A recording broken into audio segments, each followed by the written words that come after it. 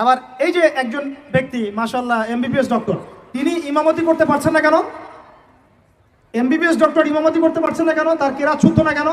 কারণ তিনি এই তার পুরো স্টুডেন্ট লাইফে অনেক কিছু শিখেছেন, বাট কোরআন শেখেন নাই। বুঝতে পারছি? দুইটা দৌড়াচ্ছে দুই দিকে। দুইটা কোন দিকে? দুইটা দুই দিকে। এ হলো আমাদের বর্তমান শিক্ষা সংকট। এটাকে আমি বলি শিক্ষার মেরুকরণ। শিক্ষার মেরুকরণ মানে দুই মেরুতে দৌড়াচ্ছে দুইটা। উচিত ছিল বিগত 100 বছর থেকেই এই দুটাকে সমন্বয় করা। তাহলে আজকে এই টিকটক জেনারেশন দেখতে হতো না, বেয়াদব প্রজন্ম দেখতে হতো না, এই মাদকদ্রব্য সেবনকারী জেনাকার প্রজন্ম দেখতে হতো না। তারা হালাল হারাম বুঝতো, নীতি নৈতিকতা বুঝতো, শেকড় চিনতো।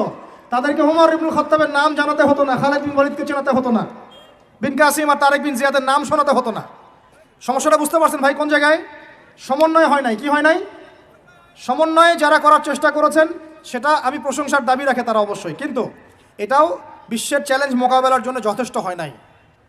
তো কথাগুলো অনেক বড় স্কেলের, এগুলো বাস্তবায়ন করা অনেক বড় ব্যাপার, অনেক কঠিন, রাস্তা অনেক জটিল, কিন্তু এই কাজটা আমরা সবাই মিলে করবো ইনশাআল্লাহ। আল্লাহর কসম করে বলতেছে, এই কাজ যদি আমরা আগামী 20 থেকে 30 বছরে করতে ব্যর্থ হই, আরো 20 বছর পর আপনি এমন একটা প্রজন্ম পাবেন শুদ্ধ করে সালামটাও দিতে পারবে না।